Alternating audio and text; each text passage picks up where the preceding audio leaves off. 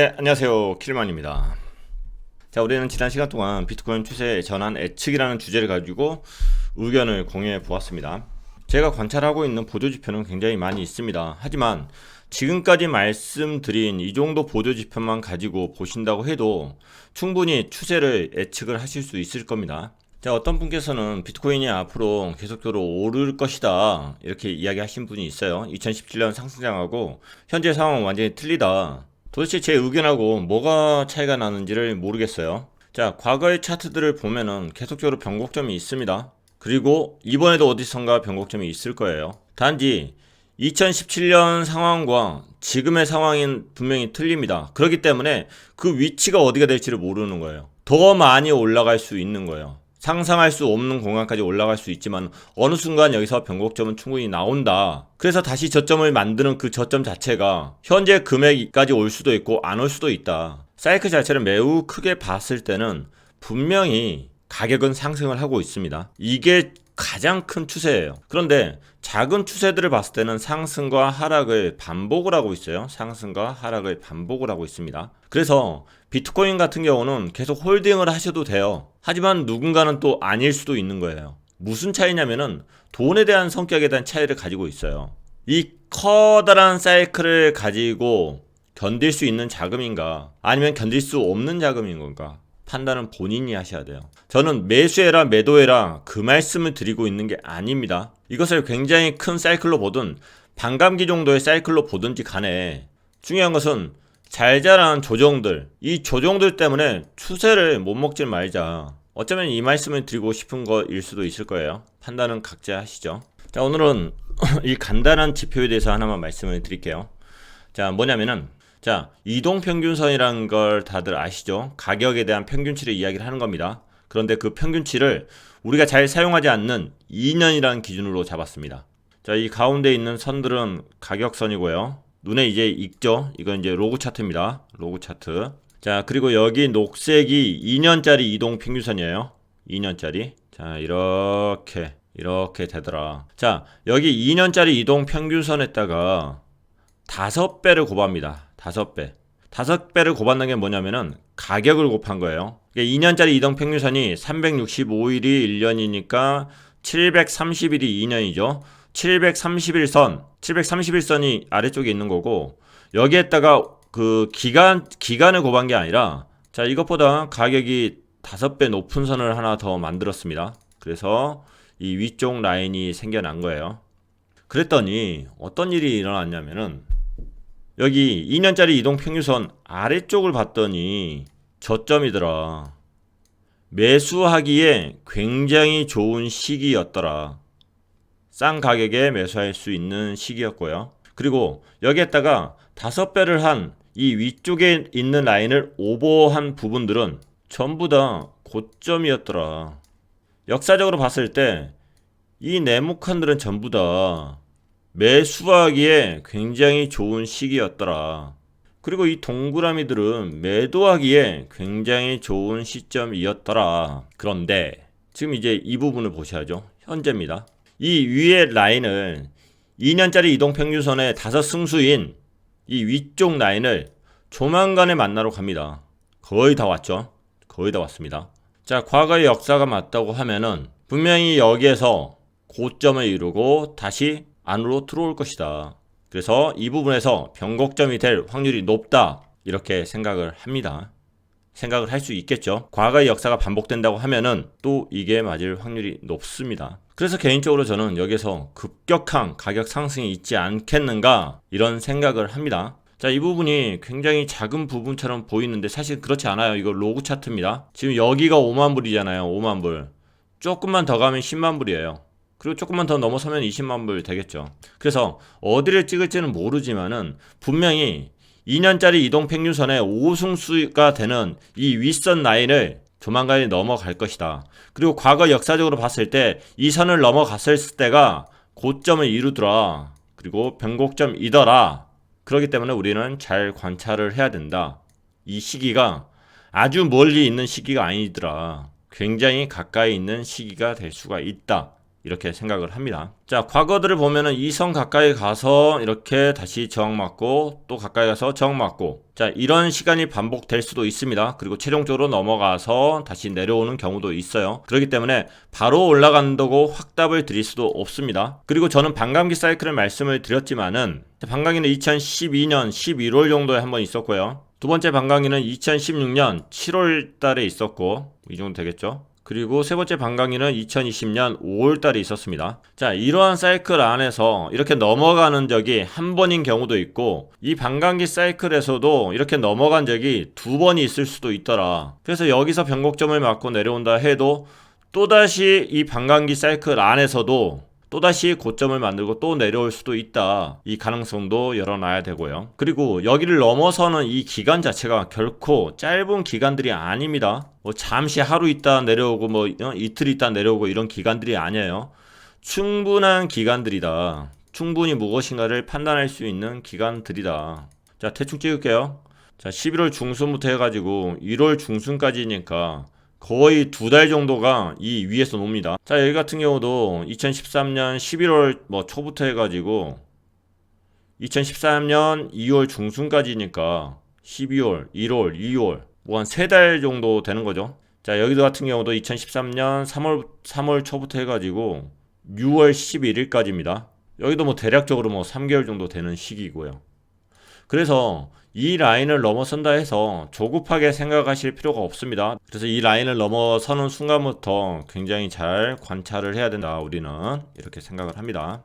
사실 저는 이것은 별로 신뢰를 하지 않습니다. 왜 그러냐면 이건 그냥 선긋기다 이렇게 생각을 해요. 결과를 앞에다 놔두고 그냥 이 선 저 선 그었어요. 자, 여기에다가 지금 2년짜리 이동평균선을 그었더니 이런 지점이 나오네? 그럼 여기다가 한 배 해봐, 두 배 해봐, 세 배 해봐, 네 배 해봐, 다섯 배 해봐. 그래, 겹치는 게 다섯 배겠네? 한번 여섯 배 하면은 이 꼭지점까지도 잘하면 찾겠네요. 제가 봤을 때는 될 것 같아요. 아니면 터치를 안 할 수도 있고. 이것은 결과론적인 이야기예요. 결과론적인 이야기. 결과보다 중요한 것은 과정인데 결과만 가지고 따지는 선에 불구하다 이렇게 생각을 합니다. 그래서 사실은 제가 이 보조지표만 봤다고 하면은 아까 말씀드린 것처럼 저는 이것을 신뢰하지 않을 겁니다. 그런데 다른 보조지표들도 비슷한 상황을 가리키고 있더라. 어떤 분들은 내년에도 가격이 상승할 거라고 생각을 하지만은 물론 내년에 상승할 수 있어요. 그럼 다시 상승할 때는 또 저점에서 상승하는 시그널들을 또 찾을 겁니다. 다시 말씀드리지만 저는 여러분에게 트레이딩을 강요하고 있는 거 아니에요. 어디가 변곡점일지를 알아야지만이 여러분들이 추세를 드실 수가 있어요. 그리고 비트코인을 인생 끝까지 지켜내겠다 그런 생각을 가지고 하시는 분들은 또 그렇게 하시면 돼요. 근데 저는 알트에 대해서는 또 그렇게 생각하지 않거든요. 그건 다음에 또 말씀을 나누도록 하고, 자, 멤버십 게시판에 올려드린 이 글을 잠시 읽어보고 그 다음 이야기를 이어서 하도록 하겠습니다. 자, 2년짜리 이동평균선과 2년 이동평균선의 오승수를 선으로 표시했습니다. 과거 역사를 살펴보았을 때 2년 이동평균선 하단 부분은 매수하기 좋은 시기였고 2년 이동평균선의 오승수 상단 부분은 매도하기 좋은 시기였습니다. 이제 가격은 이동평균선의 오승수선 위로 올라가려고 합니다. 과연 이 시기가 또다시 매도하기 좋은 시기가 될까요? 과연 역사는 반복될까요? 아니면 이번에는 다를까요? 자, 그거에 대해서는 아무도 알 수 없습니다. 왜냐하면 미래니까요. 그런데 최근에 올려드린 지표들을 분석을 해보면은 MVRV Z스코어나 1년 이상 장기지가 보유자 추이를 확인해 보면은 매도하기 좋은 시점이 조만간에 올 거라는 느낌이 듭니다. 자, 오늘 올려드린 지표는 단순한 선긋기 놀이일 수 있습니다. 그러니까 이것은 결과값으로 이야기를 도출한 것에 불과합니다. 하지만 MVRV나 1년 이상 장기지갑 보유자 추이는 결과값이 아니라 과정입니다. 어찌되었든 매도하기 좋은 시점이 이번 반감기 사이클에서 한 번 올지 두 번 올지 모르겠지만 과거의 역사들을 이용한 지표는 머지않은 시간에 그때를 알려줄 것 같습니다. 자, MVRV Z스코어의 상황과 1년 이상 장기지갑 보유자 추이에 대해서 한번 보도록 할게요. 자, 이것은 MVRV Z스코어 차트고요. 자, MVRV Z스코어에서 이 파란색 존에 있으면은 매수하기 좋은 시기였죠. 그리고 이 빨간색 존에 들어가면은 매도하기에 좋은 시기였더라. 자, MVRV 같은 경우는 과정이라고 말씀드렸습니다. 왜냐하면 전체 시총하고 실현화된 시총을 확인하는 거잖아요. 지갑 간의 이동 자체를 우리가 확인을 할 수 있잖아요. 아까 제가 믿지 않는다는 2년짜리 이동 평균선, 그거하고 너무나 일치가 됩니다. 내용 자체가. 비록 그것이 결과값에 대한 선긋기에 불과하다 이렇게 제가 말씀드렸지만은 결과치가 또 맞아 떨어져요. 자, 그런데 지금 현재 시점의 MVRV 수치는 거의 6까지 와 있습니다. 6.28까지 와 있네요. 레드존이 언제부터죠? 7.5부터 9까지입니다. 과거처럼 과거의 레드존으로 가기 전에 이런 수많은 변동성이 있을 수도 있어요. 아니면 바로 올라갈 수도 있는 거고요. 이때와 2017년과 지금 현재 플레이어들이 차이가 나기 때문에 이때처럼 무빙이 안 될 수도 있습니다. 바로 올라갈 수도 있는 거예요. 여러분이 팔기 좋다고 생각하는 이 레드존이 먼 미래에 갈 것 같지가 않아요. 그런데 아까도 말씀드렸듯이 이 레드존을 이렇게 2번 때릴 때도 있더라. 그리고 과거처럼 최대 수치가 이렇게 10 정도에 머무를 수도 있고 아니면은 그 범위를 훨씬 더 넘어설 수도 있는 겁니다. 알 수가 없는 거예요, 정확히는. 자, 이런 내용 자체가 저만 이렇게 생각하고 있는 것 같지는 않아요. 제가 받아보고 있는 다른 보고서에 의하면은 똑같이 MVRV Z스코어에 대한 그 내용을 이야기를 하면서 이렇게 평가를 하더라고요. 내가 예상한 대로 향후 몇 주 동안 크게 평가가 된다면, 가격이 상승한다면 이 지표가 해당 영역에 진입하는 것으로 볼 수 있습니다.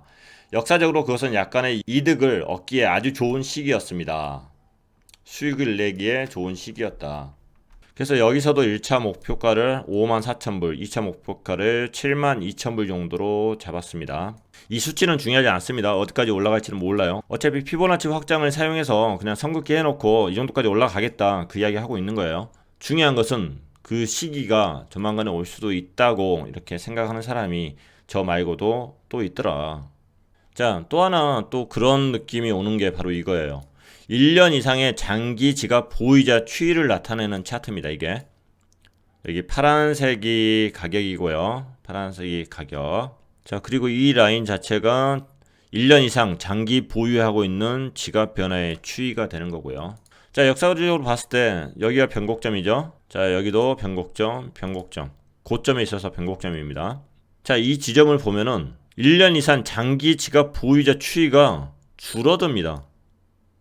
여기도 줄어듭니다. 이 지점이죠.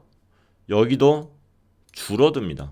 그러니까 1년 이상 장기 보유 지갑 변화에 이 차트에서 저점은 아니지만은 저점 근처에서 변곡점이 일어나더라. 저점 근처에서 변곡점이 일어나더라. 저점 근처에서 변곡점이 일어나더라. 뭔 말이에요? 1년 이상, 그러니까 정말 비트코인에 대한 신뢰와 믿음을 가지고 있던 그 지갑들이 거래소로 보냈다는 이야기죠. 거래소로. 아니면은 OTC 시장에서 다른 지갑으로 보냈던지 무언가를 하기 위해서 이동을 했다 이겁니다. 이동을. 그래서 1년 이상의 장기 보유 지갑의 숫자가 많이 줄어들었을 때 거기가 고점이 되더라. 자, 역사적으로 어느 정도 의미 있는 겁니다. 그런데 지금 현재 이게 줄어들고 있다. 줄어들고. 과연 이 지갑의 숫자가 어디까지 줄어들지는 모르겠지만은 현재 줄어들고 있는 것은 맞더라. 자, 2013년 11월에는 39%까지 줄어들었고요.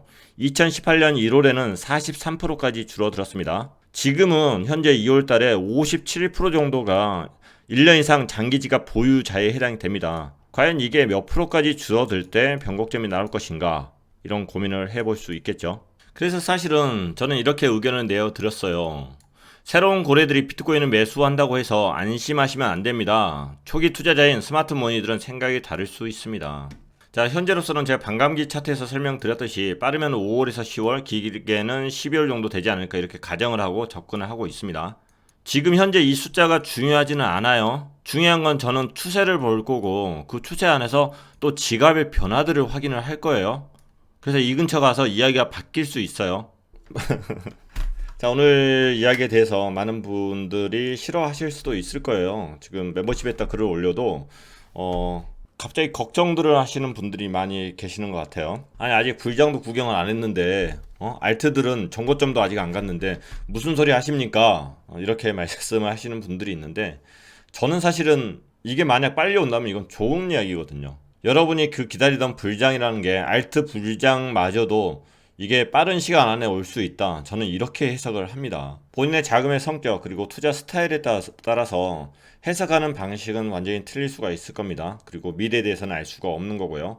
단지 저는 킬리만 눈에 보이는 거에 대해서 여러분에게 이렇게 의견을 공유하는 거고, 그리고 어떤 상황에 있어서 그때 닥쳐서 무엇인가를 결정하려고 하면은 최선의 선택을 못 할 수 있습니다. 미리미리 생각을 해보시고 거기에 맞는 나의 매매법은 무엇인가, 나는 어떻게 대응할 것인가, 이런 애매모호한 상황에 왔었을 때 길거리에 환호성은 많은데 킬리만은 이제 거의 변곡점 아닐까요? 이렇게 이야기를 했을 때 어떤 게 합리적인 선택이 될 것인가, 그런 부분에 대해서 미리미리 시나리오를 한 번씩 써보시는 것도 나쁘지 않다고 생각을 합니다. 그래서 우리가 중요한 것은 무엇을 관찰을 해야 되는가, 그 부분을 아는 게 굉장히 중요해요. 지난 영상들을 통해서 관찰 포인트에 대해서, 그것을 저는 보조지표라고 말씀을 드렸고요. 그 관찰 포인트들을 꾸준히 관찰을 하는 게 중요합니다. 내가 믿는 게 이루어질 때까지 기다린다? 그게 중요한 게 아니라 그것도 중요한가? 자, 길거리 환호성이 터지기 전에 미리미리 한 번씩 고민해 보셨으면 좋을 것 같고, 이런 일이 바로 당장에 생기는 게 아닙니다. 충분히 여러분들이 생각하고 고민하실 수 있는 시간이 있을 거고, 그리고 여러분의 곳간에 충분한 국식들이 넘쳐 흐를 수 있는 충분한 시간이 있다고 생각을 합니다. 그래서 중요한 것은 우리가 무엇을 관찰해야 되고, 그 관찰 포인트들이 정확히 정립이 되어 있어야지 감정에 휩쓸리지 않을 수 있어요. 여기저기에서 터져나오는 환호성에도 내가 객관적인 시선을 가질 수 있는 것은 정확한 기준들을 계속해서 만들어 나가는 거라고 생각을 합니다. 자, 오늘 방송은 여기서 이렇게 간단하게 마치도록 하겠습니다. 여러분의 성공 투자를 항상 응원하도록 하겠습니다. 감사합니다.